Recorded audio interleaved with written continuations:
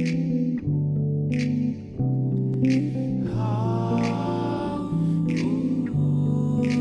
you know? Don't you know? You are special, girl. You are extraordinary.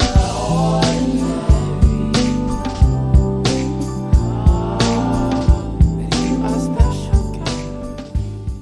Welcome to the podcast, and thank you for joining us. I'm your host, Mike Zabrin, and welcome to Funktastic Chats, where we help you become extraordinary in your small business, and we help you dominate the creative field with originality and vision. Today, we have the Vice President of Bandzoogle, Dave Cool, and he's coming right up. Bandzoogle members have earned $5 million since the start of the pandemic, and we talk about making money and monetizing your music career and live stream ideas without oversaturating your fan base. For instance, artists received 2 times the revenue compared to a ticket price when offering a free show and using Bandzoogle's built-in tip jar feature. The average tip is actually $42. And if you're using Patreon, you're going to rethink all of that because Bandzoogle includes commission-free ways to reward your fans. We're going to talk about Bandzoogle's growth to almost 40,000 members and so much more, so don't go anywhere. And what's essential to every entrepreneur and creative person? Coffee. Would you like to make a difference with your morning coffee? And how do you feel about ending child hunger with your coffee? Well, let me introduce you to Free Lunch Coffee. They are on a mission to end hunger from the lives of underprivileged children. So when you buy 1 bag of Free Lunch Coffee, you are providing 10 meals to children in need, and Free Lunch Coffee gives 50% of the money they make to end hunger in the lives of young children. And just beyond a fantastic cause, Free Lunch Coffee has great coffee that is specialty grade, certified organic, and fair trade. And they offer a 100% money back guarantee for 30 days. So if you don't absolutely love your coffee, and believe me, you will, I drink it every morning, they will give you a full refund. And you can keep the coffee too, so you have absolutely nothing to lose. And Free Lunch Coffee is offering a 10% discount to the loyal listeners of this podcast. So use the coupon code FUNKTASTIC at checkout, FUNKTASTIC. So check it out at freelunchcoffee.com. And we're going to have the company on at a future podcast in a few weeks here. So I'm very, very excited. Today's podcast is brought to you by our friends over at Bandzoogle. Built by musicians for musicians, Bandzoogle is an all-in-one platform that makes it easy to build a beautiful website and EPK for your music. And in fact, all of the features you need for a professional website are already built in, including hosting and a custom domain name, dozens of fully customizable design templates, tools to sell your music and your merch totally commission-free crowdfunding and fan subscription features, mailing list tools to grow your fan list and to send newsletters, social media integrations, and live support from their musician-friendly team 7 days a week. And Funktastic Music Chats listeners can go to bandzoogle.com and try it for free for 30 days. And we're here to sweeten the deal for you. You can enter the promo code FUNKTASTIC to get 15% off the first year of any subscription. That's www.bandzoogle.com. And the promo code is FUNKTASTIC, FUNKTASTIC. And today we're talking to the vice president of the company, Dave Cool. Hey, Dave, welcome to the podcast. Thanks, Mike. Appreciate being here. So not only are you the vice president of business development, you're in charge of all the artist and industry outreach. You manage relationships with industry partners, manage events, workshops, music conferences. You've also written all of the Bandzoogle blog posts for 9 years, something like that, right? I had been, yeah. Correct? So up until about 2 years ago, it was mostly my face up on the Bandzoogle blog. I was originally hired to be a part-time blogger a little over 9 years ago, and ended up running the blog for them. And with my new-ish role overseeing partnerships and events and all that fun stuff, I've let go of the blog, and we have our communications manager, Melanie Keeley, who's taken over the blog and doing an amazing job with it, her and her team. So I am there to help and advise, but I'm no longer as involved as I was. It seems like you wear a lot of hats over at Bandzoogle. Seems like you do a lot of things. What's a day in the life of Dave Cool over at Bandzoogle? That's funny. Nothing too exciting. Unlike my musician days many years ago, I'm up at the crack of dawn usually. I'm usually doing my most important work before the sun comes up. And that tends to be communications work, actually. So speaking of the blog and communications, I'll review things and make sure all the important stuff is getting out on time. And then once I officially sign in, it's a lot of meetings, a lot of emails, internal meetings, but a lot of external meetings. So anyone that wants to work with Bandzoogle, whether they're a company, a podcast, music association, they all tend to talk to me. So I'm in meetings a lot of the time throughout the weekdays, and it's fun to get to meet a lot of people and keep in touch with a lot of people who I've known in the industry for many years. So to be honest, it sounds cheesy, but there's not a day that I don't wake up grateful to be doing what I'm doing. It's one of those things where you wake up and love what you do. It doesn't feel like a job. And Bandzoogle has been totally remote since the beginning, right? As far as all the employees, I mean, it's totally remote across the world. Employees all over the world. Yeah, exactly. So I believe there was an office for the first month or two, 17 years ago, when Chris, the founder, he was signed to a major label. And when his band broke up, they were like the big rock band in Montreal. When I was coming through the Montreal music scene, they were like the big band and they were signed to a major label. And when the band broke up because the singer went solo, which is something that tends to happen, the label wanted Chris to build all the webs because he was a web designer and he built his band's website himself. And this is 18 years ago. And so he was hired by the label to build all the websites for all the bands on the label, which was dozens and dozens of websites. And he quickly became overwhelmed with requests to add calendar dates or change the bio or add photos or whatever. And so we built this control panel with a login and said, here's everyone's login, do it yourself. I'm too busy. And Bandzoogle was born, basically, because it worked. Everyone started updating their own websites, and he thought it would be useful for other musicians. So he started the company out of the record label office initially, but when he had to hire his first developer, he couldn't find someone to code in the coding language in Montreal that he needed. So he hired someone, I believe, in Halifax. And because they weren't coming to the office, he was like, well, why am I coming to the office? So Wow. he never looked back. And then Bandzoogle's been remote now for 17 years. We're officially based in Ottawa, where our CEO, Stacy, is. And it was based in Montreal for many years because Chris was based in Montreal, but he stepped away from day-to-day operations at the company, and Stacy runs the company out of Ottawa officially, but we have a team really coast to coast from, Nova Scotia through Denman Island and BC on the West Coast, down throughout the United States, South America, Europe. So not quite worldwide, but getting there.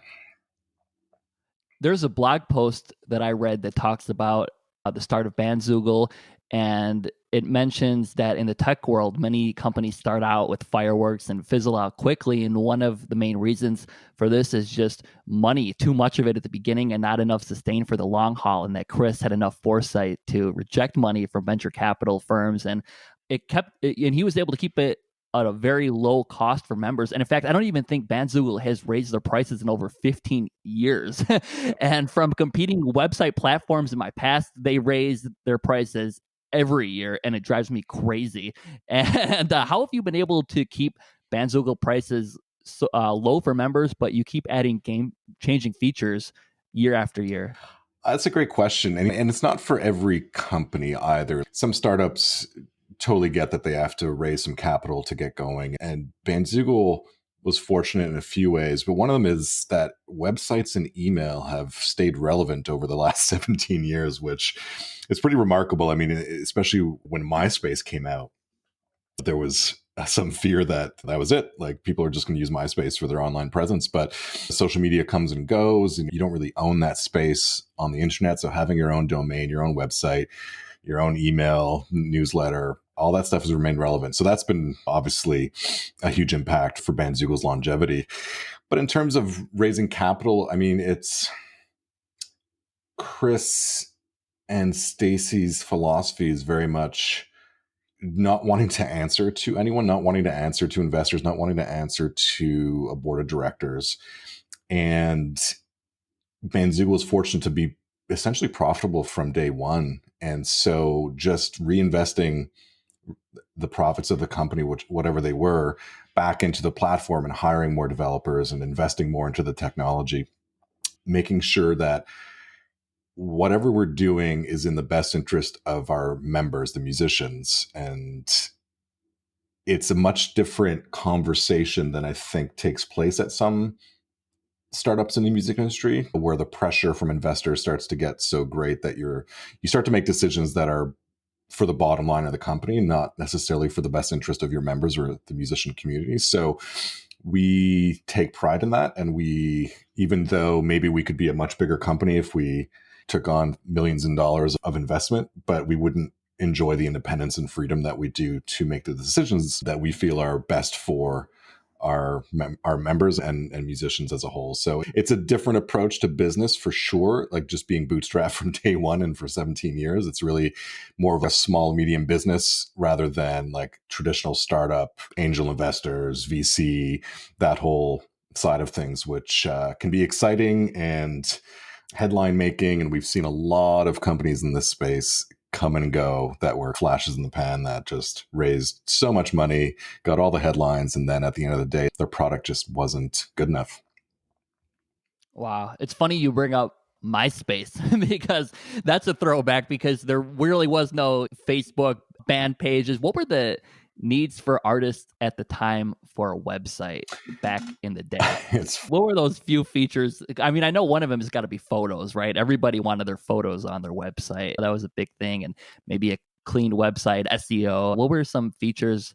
And then along with that too, there wasn't really a need for many revenue streams for musicians as there are today. Is that correct? It's funny. It's a good question. So, and it's funny because some of those original kind of old school web features are coming back, and I'll get to that in a second. But Chris, when he built, so the band he was in was called Rubberman. And like I said, they were like a big rock band in Montreal.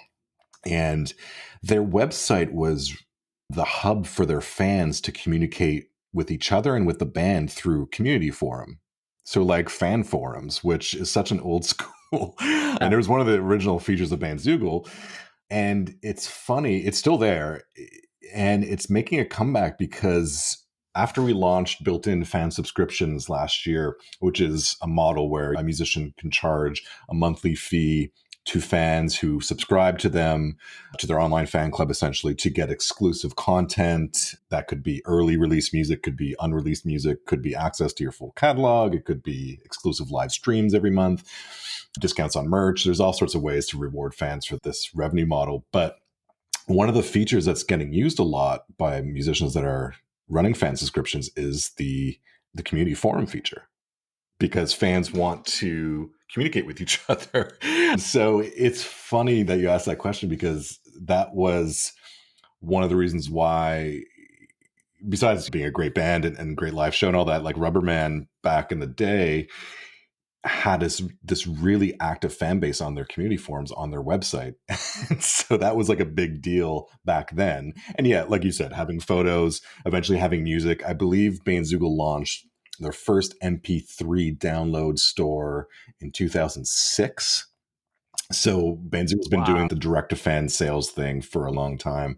And it's funny, I went back and read that blog post recently from 2006, like a couple lines. Wow. So, because we were looking at, obviously with the pandemic, it's been a rough year for a lot of musicians and people in the music industry. And we look back at the revenues being made by Bandzoogle members since March, and it's actually incredible and super inspiring, and seeing the different revenue streams that you can generate just through your own website. And so we were looking back at the numbers and seeing historically, and when did Bandzoogle really start doing direct-to-fan e-commerce, and it was back in 2006. I love that you can go back and read blog posts that are that old, from 2006, and things you've written years ago. And you're actually a master writer. I know that you know that, and I'm sure you've heard it a million times. But I mean, some posts that you write are very educational, and some are more Bandzoogle feature driven. How is your writing style? We talked about the features, but let's talk about your writing style. How is your writing style, and maybe the types of posts change as the industry changed? Oh, well, first of all, thank you. I don't totally agree. I think I'm a decent writer. I think I'm a better editor, to be honest. And that's where I've transitioned to. The first thing Bandzoogle hired me to do was to do some part-time blogging. And I actually, when they offered me the job, I said no initially. Really? Because I just left a job as a booker at a couple of venues in Montreal, and I was completely burned out. and running an indoor venue and an outdoor venue and booking bands. Like after 4 years, I understood finally the other side of things, because when I was in a band, I'd get so frustrated that bookers at venues wouldn't get back to us or they were slow or then I realized when you're in that position, you get like hundreds of emails a week and you can't possibly respond to anyone. Anyways, so I had left that job after 4 years. I was just completely burned out. So I focused on writing. I released a couple of free ebooks and was doing some regular blogging through my own website. And the CEO of Bandzoogle at the time heard about me through a mutual contact in the industry. And he was in Montreal. So we met for coffee and hit it off. And he was like, hey, like, why don't you come work part-time for Bandzoogle and do some blogging? I should mention, I've been at the company for 9 years, but I was a Bandzoogle user from year 2 on, because I knew the company and I used them for my record label website. I did a documentary film years ago and I used Bandzoogle for the documentary film website. So I was a huge fan. So I just told the CEO at the time that, hey man, love the company, love what you guys do, been a fan for years. Everything I write, I'll just give it to you guys. It's fine, but I'm not looking for a job. Looking back on that, I was like, wow, I was an idiot. Because Bandzoogle's remote, every year the company pays for the staff and their families to travel to one location and hang out for a week because we don't get to see each other. So that year the meetup was in Montreal, and the CEO was, look, man, like, I know you're not staff. I think I'd started contributing a blog post here and there. He's like, why don't you come meet the team for one of the dinners and just come hang out. So I did. I went and had dinner, and that was it. I went up to him right after dinner. I said, I'm in. This feels like family. Everyone's so nice. It's such a nice company culture. People have been there for years already, and you could tell the vibe was very musician friendly. Most people were musicians or former musicians, and it just felt like a little family. So I was like, I want in. I'm in.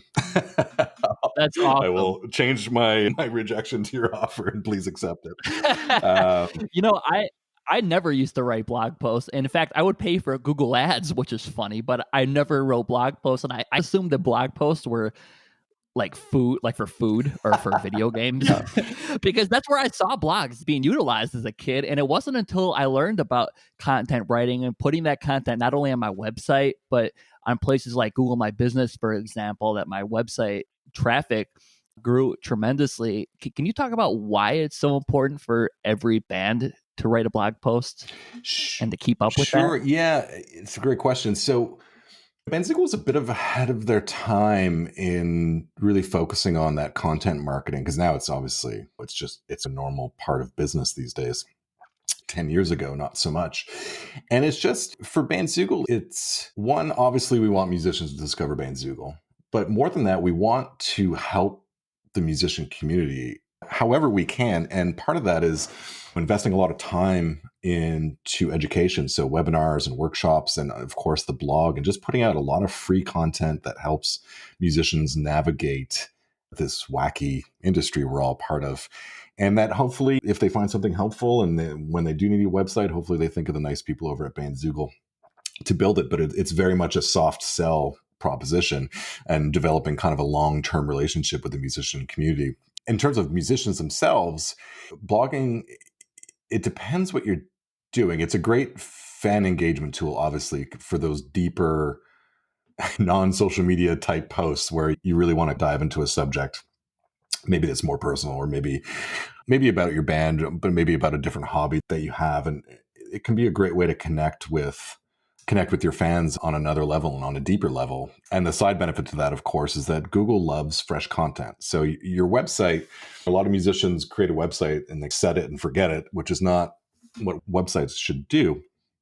They need to be a living, breathing online resume for your career that is constantly updated. And a blog is a great way to have fresh content, show people that you're active, show Google that you're active. Obviously, if you're sprinkling it with keywords, if you're a wedding band in Chicago, you could be blogging about different aspects of the industry. And when someone does a Google search for wedding band Chicago or best wedding bands in Chicago, SEO is a whole other conversation. And I'm not the foremost expert on that topic, but the most important thing is that depending on what you're looking to accomplish with your website, you can make yourself a lot more findable through blogging and keywords and making sure that whatever you're blogging about is relevant to what you're trying to accomplish through your site. If it's booking gigs, wedding gigs, private gigs, then it can be a lot more important to focus on that stuff.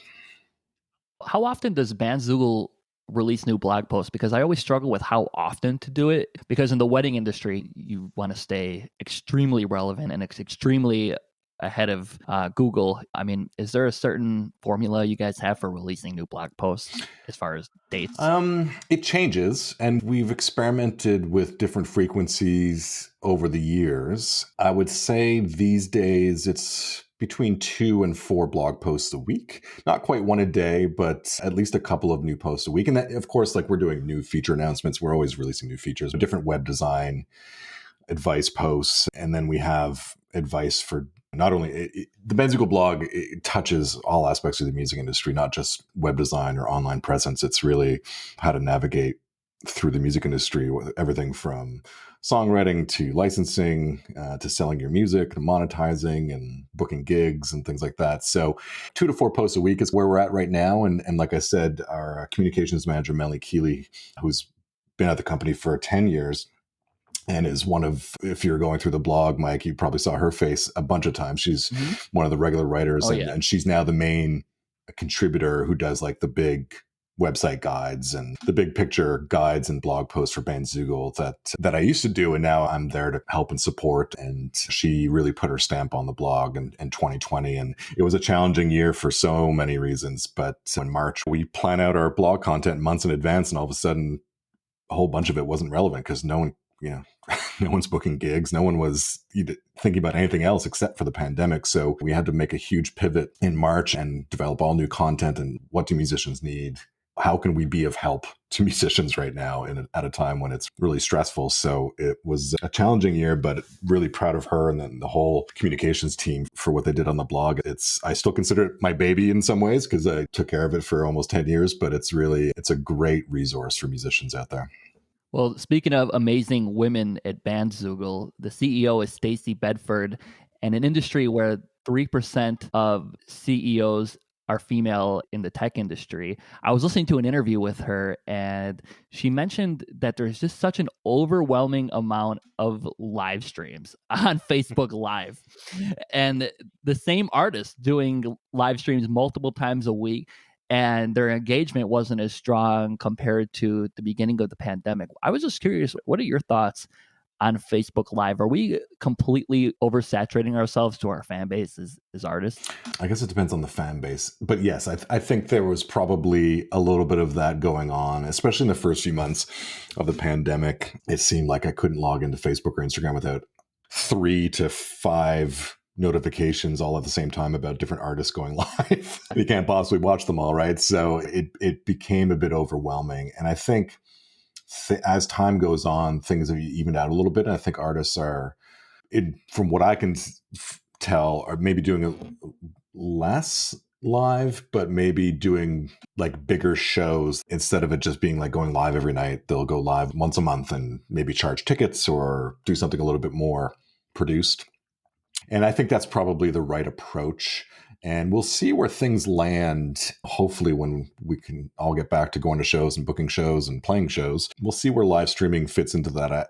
I think it has its role. And I think a lot of artists realize that they have fans all around the world that they're not necessarily going to be able to reach touring, and that they can monetize these live streams beyond the COVID pandemic. Since COVID started in March, Bandzoogle has helped artists monetize their businesses by offering commission-free ticket links across all Bandzoogle plans. And some artists would do free shows but offer the tip jar feature. And artists received 2 times the revenue just asking for tips. Average tip is $42. What is the process to get fans engaged for, let's say, newer artists? Is it a free show and tips, charge, paid subscriptions? What advice do you have for some artists who are a little intimidated by which route to go? Sure. Yeah. So I would say for artists just starting out who don't have a huge fan base, going live for free on social media is totally awesome. That's great. And having just something as simple as a tip jar Obviously, we encourage artists to put a link to their website and drive people to, your home on the internet that you control, and they could sign up to your mailing list. They can shop for merch at the same time, leave a tip, leave a donation. I see a lot of artists put in their PayPal email or their Venmo. That's fine too. I mean, people that can contribute will contribute. At that point, you're just looking to engage with your current fans, and maybe through those live streams, friends of your fans are also checking out the live stream, and you're growing your fan base a little bit. And to me, that's a great strategy. I'll give you an example of a band that's more established. It's a Bandzoogle member called Enter the Haggis, and they've been around for a long time. And they, like many artists and bands, had a new album ready to release in March. And they all live in different cities now, and they were coming together to do it. They had a whole tour booked, spring and summer tour booked with festival dates, the whole thing. And everything got canceled. And so some bands in that place might just go, well, okay, we'll wait and see when we can go back on tour. But they've always been really clever and just really smart about direct-to-fan engagement and monetizing through their website. So what they did was they used the Throwback Thursday concept, and they started doing Throwback Thursday live streams on Facebook and YouTube, where I think it was every 2 weeks, they would pick an album. They were going through their entire discography, starting from their first album. And they would do a live stream of the album, listening to the songs with their fans, but also they produced segments where they would interview each other, talking about the songwriting process, talking about any funny stories in the studio or on the road during that album promotion. And so every 2 weeks, their fans would get this produced show, basically, that was a behind the scenes of each album. And so they did that every 2 weeks leading up to a listening party for their new album, which was supposed to come out in March. And every live stream, they'd have a link to their Bandzoogle website, taking their fans to a page that had the tip jar donation button front and center, and of course, the album available for sale that was being listened to that week. And they generated over $15,000 from these live streams. Holy cow. And I mean, Holy cow. Didn't quite make up for the revenue lost from a full tour and festival dates and the whole thing, but not too bad. And it just shows you do something creative, you do something fun, you do something unique, and something that's also of value. They really produce these shows every 2 weeks with the pre-recorded interviews and the behind-the-scenes stories. Every 2 weeks was a real event for their fan base. And again, just so smart. Across the screen, there would be the link showing for their website. They'd post it, obviously, in the chat, and drive their fans to their website to leave a donation, buy the album, buy other merch while they're there. And it was extremely successful. So that's an example of a band using the free format, but also being smart about monetizing it as well. And then you have established artists that are able to, like we had over, I believe, 1,400 virtual events listed through our calendar feature that had tickets sold for them. And over $200,000 worth of virtual ticket sales were sold during the pandemic. So, I mean, that's not nothing. Fans are obviously buying tickets to private live streams. So getting back to your original question, it depends on your fan base. I attended a couple of ticketed shows where there was 20 or 40 people, but they all paid $20. And it was a very intimate concert live stream with the artist. And that was great. And so you got to think about the finances, the economics, and what you want to do with it. But I think artists at almost every level can monetize these live streams in some way. But if you're just starting out, probably doing the free social media live streams with a link to a tip jar is probably your best bet to start. This just made me rethink my whole life this past year because, for instance, we did a live stream on Monday, and so a month ago we did a live stream, and I put a Venmo link, I put a Cash App link, and then the next time around we're like, okay, maybe we just need more links. So on Monday we had a live stream, and I put the Venmo link, the Cash App link, the Zelle link, the PayPal link. And I really think that it's inconvenient for people compared to just leading them, again, to what you said, where they could just check out through your store feature by leaving a tip, and then also seeing all of this other amazing information about the band. Exactly. It sends your fans to a place where they're still immersed in you as the artist and your brand. And like you said, finding out more about you. And I should mention that all the money raised through the tip jar and the store and the music feature at Bandzoogle, Enter the Haggis, who raised over $15,000 from those live streams. It's all commission free. Bandzoogle's never taken a cut of sales through the platform. We're very proud of that. We crossed 71 million total commission free sales recently. And like I mentioned earlier, Bandzoogle launched the first MP3 download store on the platform in 2006. So we're talking about $71 million over 14 years. However, half of that $71 million is from the last 2 years alone. So we're seeing a huge surge in interest in direct-to-fan sale and fans supporting the bands directly. So it's really encouraging, and it shows that it's not all about streaming all the time. There are obviously fans out there who want to support their favorite artists directly, whether it's buying merch or buying a signed CD, or even just downloading. Hundreds of thousands of dollars of MP3 downloads were sold through Bandzoogle during the pandemic. So I don't know if people are actually using those MP3s and loading them onto any kind of device, or if they're just looking to support the artist. But you won't know as an artist unless you give fans the option to support you in that way. Just since the start of the pandemic alone, Bandzoogle members have earned over $5 million. And here's something I thought was really interesting. Digital music is over $484,000, but merch is $3 million. And this doesn't even count as merch being sold through subscriptions. I mean, how are people selling their merch through Bandzoogle?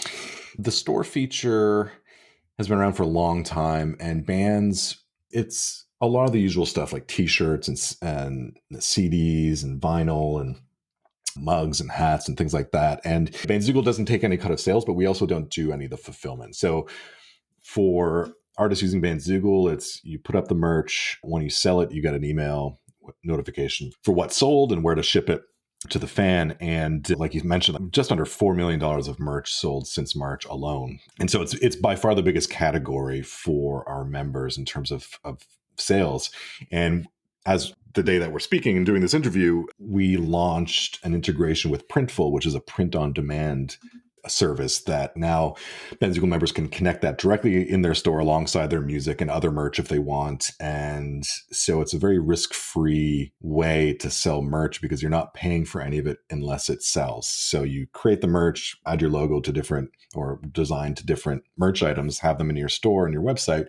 And when you do sell an item, Printful manufactures the merch, fulfills it, ships it for you. So we're really excited about it because it adds another option for Bandzoogle members to sell directly to their fans, commission free, and also lowers the risk because you don't have to buy 50 t-shirts or whatever and keep inventory on hand. And the fulfillment's taken care of for you, which is great. Other than t-shirts and vinyl, I know those are two big merch categories that artists will release. What are some other creative kinds of merch you've seen artists use for Bandzoogle? I'm always looking for something creative. I was just wondering. Yeah. The most creative thing I've ever seen by far. And look, it wouldn't fit every band's brand, but there's this metal act out of Toronto, I believe, called A Primitive Evolution. And for the longest time, they were selling voodoo dolls as swag that had their Are you serious? band logo on it. Oh my God. It's awesome. Like when we saw that, we're like, this is great. Customized voodoo dolls for their fans that came with a little USB stick on the arm that had their music on it. Like, what's the band called? I want one. A Primitive Evolution. I'm not sure if they're still around and still have that merch, but yeah, that was definitely by far the most unique thing. But guitar picks and anything branded we've seen. Any handmade items are obviously very unique, but one thing that a lot of bands should keep in mind is if your fans are interested, especially with doing print on demand, you can really test things out to see what your fans want to buy. And it could be like phone cases or shot glasses or flasks or whatever. But one thing that we encourage artists to do is to customize the items. Like, again, I don't even own a device that can play a CD anymore.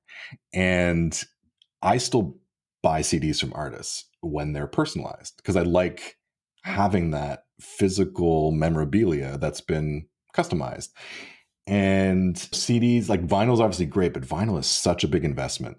and it's expensive, but CDs are so cheap to produce. And we had an artist, they're a big YouTube star. So again, it's an example of an established artist. However, they put their newest CD on pre-sale through Bandzoogle, and they signed 10,000 copies of the CD. And it sold out in less than 24 hours. We could not Wow. believe it. And so then they put up 5,000 units of a CD that wasn't signed. And I think there's probably still some available. Like, their fans wanted that personalized signed CD. And they have a young fan base. Like, I don't think there's any way that their fans are playing these CDs on any kind of device, but they wanted that signed version as a collector's item. And CDs cost like what, $1 or $2 to produce, maybe. So it's one of those things that's obviously on a large scale, but even for a smaller act, getting 100 CDs made is pretty cheap. And if you can charge more for the customized autographed version, and it makes your fan happy because they feel they have something unique, you can limit the quantity. So that's something that you can do with more kind of regular merch items to make them a little bit more special and unique for fans. When we released our album, we had the artist who made the Foo Fighters records make the album artwork for our CD. And it was a great investment because even before we put out the record, we literally just put out the album artwork. And because his network, we sold a lot of copies just by having that artwork out there.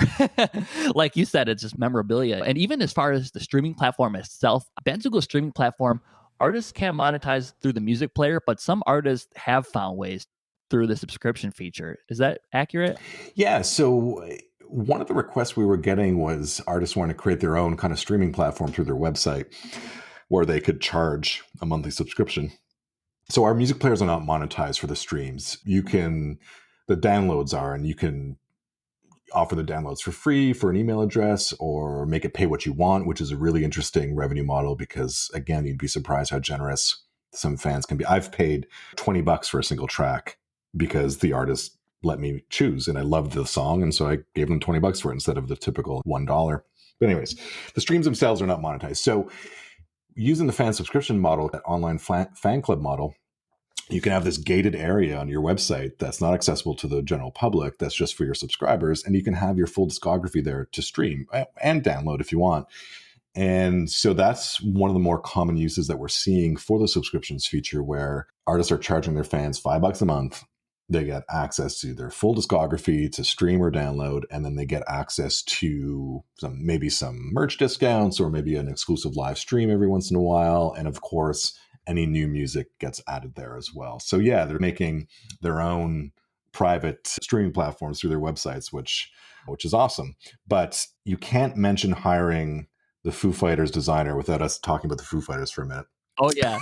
Because right behind me, we're not on video, but right behind me is a giant poster of their first album that I took the poster off the wall in Montreal back in 1994, that is still hanging in my office because I went to go see their very first show in Montreal in a club that fits 250 people.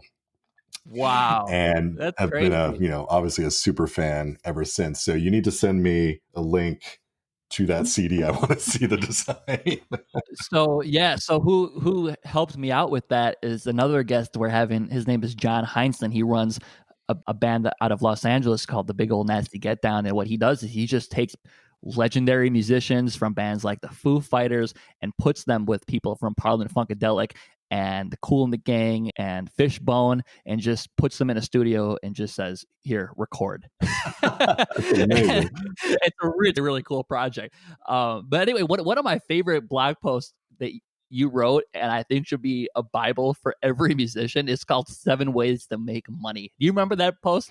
Yeah, it was the most popular post on Bandzoogle for years and years. I mean, it's no surprise. And it's funny because looking back on it, I wrote it in response to getting asked almost daily through email or social media, hey, how do I make money?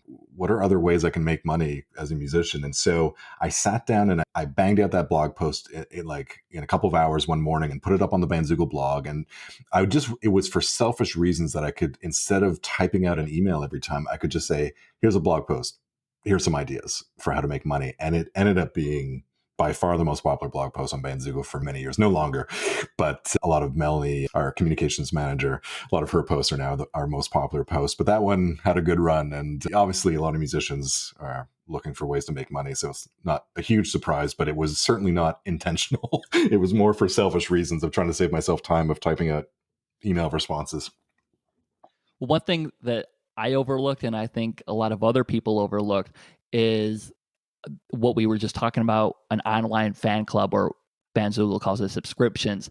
With Bandzoogle subscription features, your fans pay you a monthly subscription or membership fee, and in exchange they get exclusive content, rewards, access to your music, and more. And just like with all of Bandzoogle's selling tools, fans pay you directly and the revenue is commission free. So Dave, I was just curious, could you tell our listeners how this is different from Patreon, and what's the benefit of having everything on one platform? Sure, yeah. So it's a similar revenue model, but with Bandzoogle, it's all in one place, right? So you're not sending your fans to join another platform. Obviously, we don't take a commission. So that's the biggest difference, is there's no commission on that monthly revenue.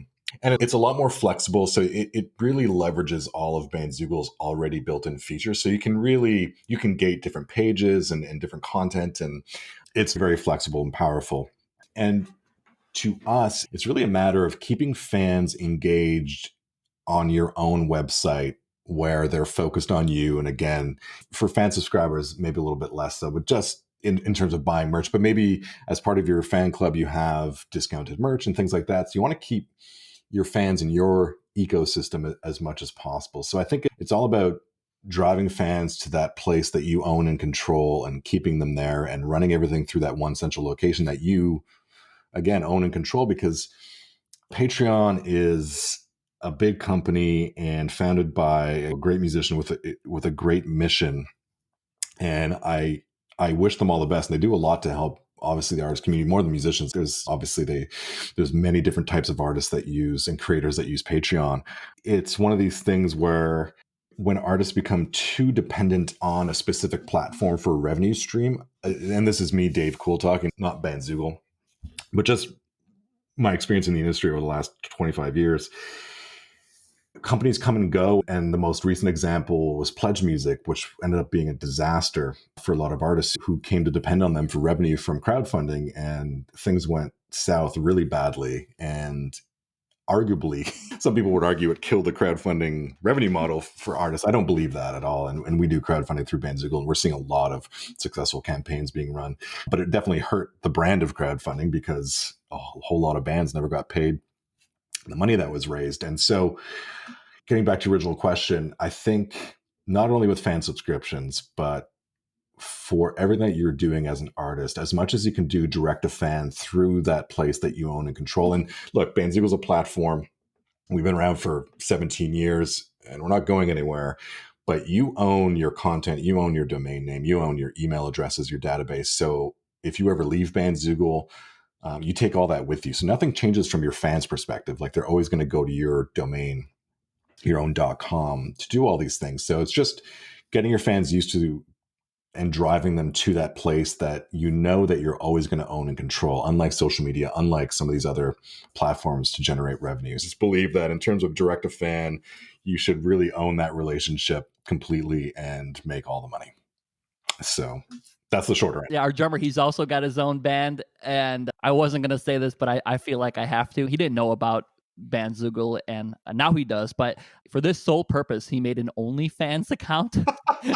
and he had to make a special video on Facebook to like let people know that he wasn't like giving away nudes or whatever people do on OnlyFans. That's hilarious.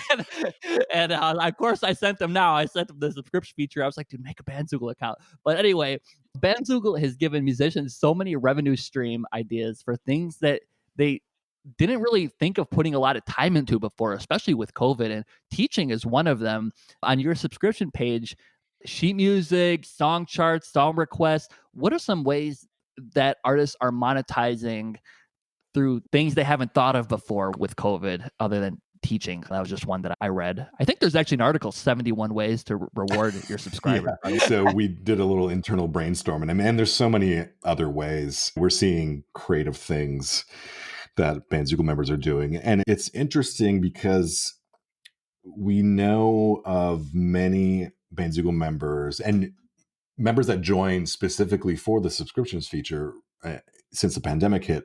And it was out of a need. The artists were looking for ways to monetize because they lost all their touring revenue, and seeing some really creative stuff. And there's one artist, Hudust, who it's a husband and wife duo, and they have a great subscriptions offering. And it's important to offer fans like different levels, different rewards, and it could just be $5 a month again for that access to all your music. But they have all these different tiers, and one of them you get artwork, original artwork from Moksha, the singer, and every month they do these live stream vegan cooking classes because they're passionate about cooking vegan food. And that's such a unique, that didn't show up on our 71 ways list because it's not something we would have thought of, but it's something obviously that ties into their brand, and obviously their fans enjoy that content. So it's just one of these unique things that we saw that we're like, oh, that makes so much sense. Like, why not take what you're passionate about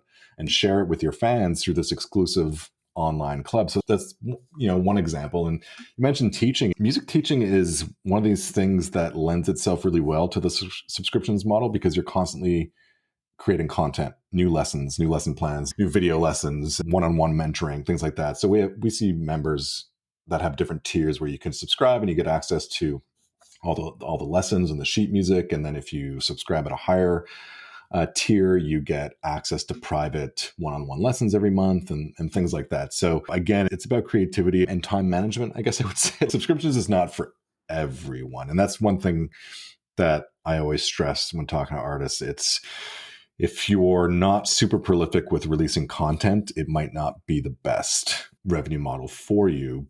But if you do like to release new music and new videos and interact with your fans a lot, then it's something that you can definitely look at as a potential new revenue stream. And some of these artists like Hudast and Julian Taylor is another one of our members. Now that they've done that revenue model, when they go back to touring again, they're excited to connect the two things because there's so much exclusive content you can offer to your subscribers while on the road, behind the scenes and green room. And there's all these new possibilities to feed into this online fan club model. So it's been obviously a challenging year for so many musicians. We've been encouraging artists, get your online presence set up now. You have some time. Start trying out different revenue streams like subscriptions or others and merch, and get that established now so that when you do go back to playing live and do go back to touring, the online revenue is not going to go away. It's going to continue, and you'll be able to build off of that. So we're looking forward to seeing hopefully live shows coming back in 2021 and seeing all artists and Bandzoogle members, some of these members I mentioned, who are going to be able to keep these revenue streams going and combine it with the live touring and live show experience. I think it's going to be potentially a really great year for musicians. We're offering our listeners in one of the tiers, and all of our tiers are named after funk songs because I'm a funk musician. Like literally, it's the Shining Star, the Bad Mama Jamma, and the Papa's Got a Brand New Bag. Those are our three tiers. That's amazing. And in all three of the tiers, we're offering a 20-minute screen share in the My Bandzoogle profile, where I personally go over all the things I love about Bandzoogle. I think the point is just to be creative, whether it's handwritten lyrics, letting fans vote on a song direction, giving fans producer credits on albums. I would recommend definitely reading 71 Ways to Reward Subscribers, because there's so many things that I never would have thought of, and I don't think a lot of people would have thought of. But let's talk about some of the latest news with Bandzoogle. Other than Bandzoogle, the longest running music tech company is CDBaby, which is an online distributor of independent music. And you guys have recently partnered with them. Is that right? Indeed. Yeah, that was in late summer 2019. And CDBaby's obviously been around for, I think, a little over 25 years. And I personally was a customer of CDBaby, I think in year 2 or 3. I would go to cdbaby.com and shop for indie music and just buy CDs. And I loved the whole direct-to-fan thing, and their founder Derek Sivers was a really interesting guy. I just bought 2 of his new books, and CDBaby was really the company that inspired me to go down this whole indie DIY route in the industry, and knew that company obviously for a long time. And I produced a documentary film 15 years ago called What is Indie? And Derek Sivers, the founder of CDBaby, was in it and was a prominent voice in that movie. And I always championed CDBaby and Bandzoogle. I was a Bandzoogle member long before, like I mentioned, long before I ever worked for them. And even though CDBaby had a website platform called HostBaby, and I was like, you know what, CDBaby is great for distribution, but you should build your website with Bandzoogle because there's a hometown pride thing here in Montreal. And I just thought it was a better platform. So anyways, fast forward, I get hired by Bandzoogle and then realize I can't really talk about or work with CDBaby because they're competitive with the HostBaby website platform. They've got over 25,000 members. Yeah, exactly. So at one point, yeah. And they were Bandzoogle's really primary competitor for a long time. And that changed 5-6 years ago. CDBaby is a big company and they do with a lot of things really well. And they stopped investing in HostBaby as a platform, and it fell behind the Squarespaces and Wixes of the world and Bandzoogle. Whereas Bandzoogle had the luxury of focus. All we did was the website platform. We spent all of our time and energy and money investing into was making the best website platform for musicians that we could. And so in 2019, CDBaby made a strategic decision that they were going to get out of the website hosting business for musicians. And yeah, we got to talking with it. We've always had a line of communication open with their team, and I've known some of their staff for many years. It's been such a nice partnership on so many fronts because they're one of the most musician-friendly companies, again, in terms of educating artists. They do an amazing job with their blog. Like, I aspired to make the Bandzoogle blog as good as the DIY musician blog, at CDBaby. I was going to ask you if you followed that. Oh, yeah. And I finally speaking of writing, I don't really write so much anymore, but last year I wrote a guest post for the DIY musician blog because I just finally wanted my author byline on their blog, because it meant a lot to me personally, because I was such a big fan of Chris Robley and what he's done with that blog. I was going to ask you about him, because I saw him contribute to Bandzoogle's blog post. Yep, exactly. Right? So we did a guest blog exchange where I got my name on the DIY musician blog and Chris contributed to the Bandzoogle blog finally after all these years. So there's been a lot of those nice moments, and they do so much on the education front, like the podcast with Kevin, and of course their big DIY musician conference. So there's a lot of similarities there between the ethos of Bandzoogle and CDBaby. So we migrated all of the HostBaby members to Bandzoogle in late 2019, early 2020, and are now partnered, doing a lot of things together, mostly, again, on the educational front, just sort of combining forces. One of their staff, they have a promotional tool called show.co, which is this really powerful tool for Spotify ads and advertising online. And so they did a demo and a webinar for our members recently, and we're doing a lot of stuff like that. So yes, we've been partnered now for a little over a year, and it's, on a personal level, it's been really fun to finally be able to talk about CDBaby and Bandzoogle in the same breath and not as competitors. I'm going to steal a quote from Chris. He says, "It's not all about video ads. Video is king, but it takes more than a king to rule a kingdom." And I love that website, show.co, because it's an interactive banner with your music for Spotify ads, Twitter ads, things that don't always display video. And I think people overlook that. And it's a great way to just get your music out there instantly. I want to ask you, do you think it's possible that 25,000 subscribers on HostBaby would have lost their websites if it wasn't for you? I don't know what the alternative plan was, to be honest.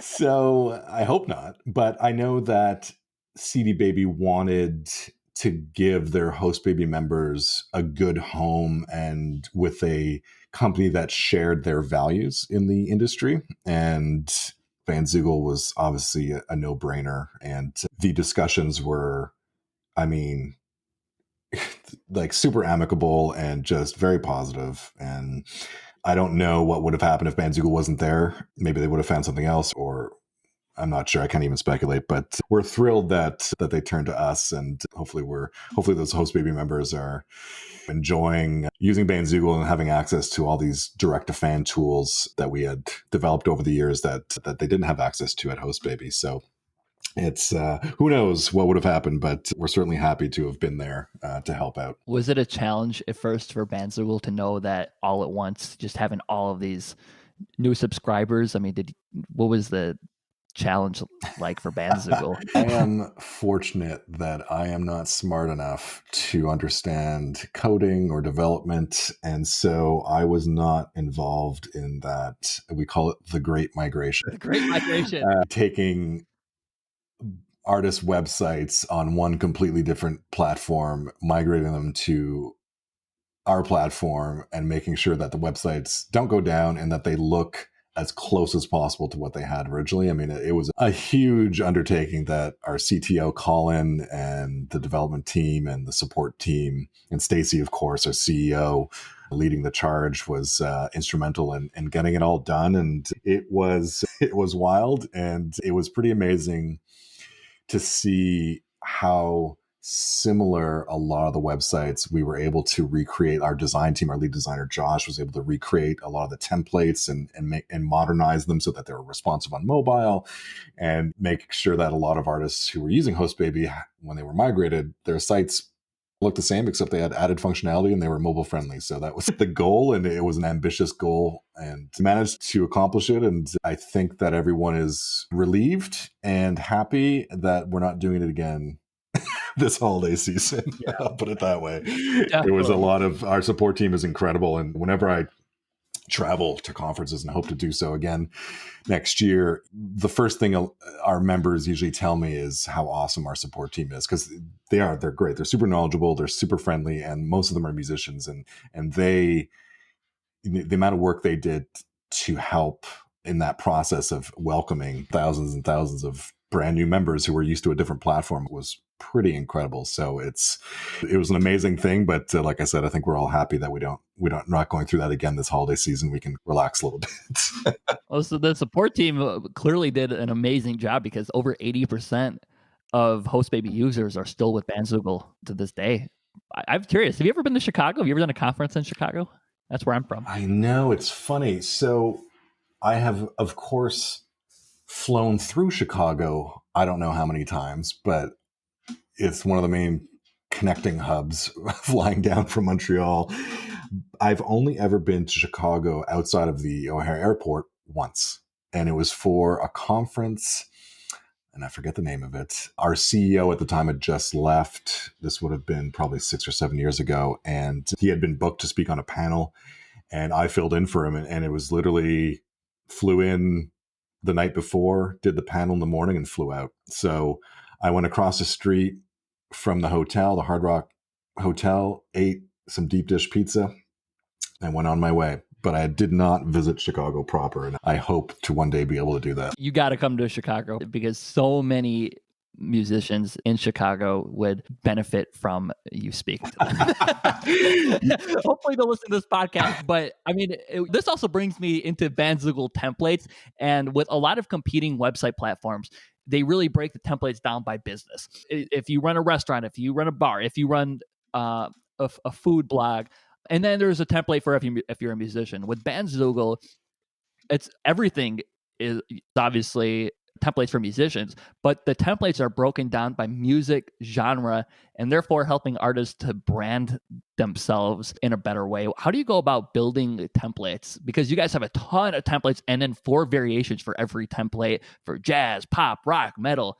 How do you go about finding the latest trends and what artists are doing? That is the job of our lead designer, Josh, who's based out of Vermont. And he and Danny, another designer on the team, it's almost monthly that we release a new template. We probably release 8 to 10 templates a year. And, you know, I don't know what their process is exactly. I find out about it when the templates are ready and we promote them. But it's obviously important for us because we're websites for musicians, and we're not trying to be websites for different types of businesses. So like you said, in our template chooser, you can not sort by business, you sort by genre. And it's the same templates and the same variations. However, we know it's important to put things into context depending on your genre. So just so that you can see the template using imagery and branding that might make more sense to your genre. So it takes a lot of work to do that whenever Bandzoogle releases a new template, but we want to make sure that your brand is important as an artist, and changing your website design it can be a big deal. So we want to make sure that we're doing everything we can to put things into context in the right way to make you feel comfortable with the decision. But that being said, you can change your template 10 times a day. There's no extra charge. There's no, your content doesn't get affected. You don't have to start over. It's just you're reskinning the site and the content. So some Bandzoogle members change their design all the time, and some just do it every year or every couple of years. But we put a lot of love and attention into the font selection. I know the font selection is important, and the color schemes and the imagery. And so all of the templates are designed by our lead designer, Josh, and our design team,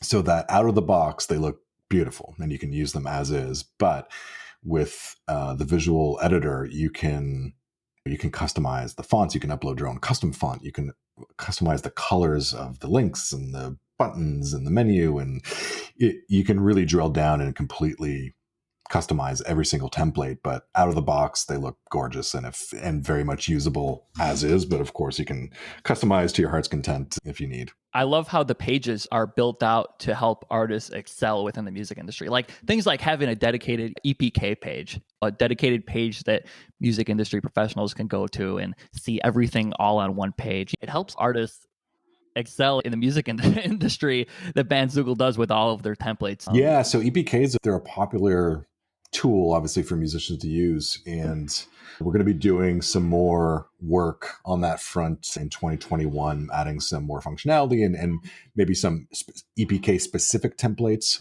to make it even easier if you want to have a simple site that's basically an EPK. But yeah, it's all the preset page templates. Again, that's something that you won't find at a generic website platform, of course, but for us, it's a no-brainer just to help musicians make it easier for them to wrap their head around what content should be on my music page or my EPK page or my bio page, whatever. And so we have all these preset options that you can start with and then customize. Again, you can move things around on the page, of course, add additional features, but we want to set up our members for success and to have a nice, clean layout and design. So that's why all those preset page templates are in the platform. Built by musicians for musicians, Bandzoogle is an all-in-one platform that makes it easy to build a beautiful website and EPK for your music.